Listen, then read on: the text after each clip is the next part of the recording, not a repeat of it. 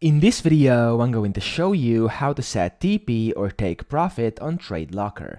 Now, the first thing you want to do, you want to go ahead and you want to open up this arrow up here. So at the bottom, just above the buy button, you want to click on this arrow up. And to actually set a take profit on TradeLocker, you want to click on the take profit over here. So click on that, and then you can of course also select the instrument and if you want a market or a pending order. So this is completely up to you.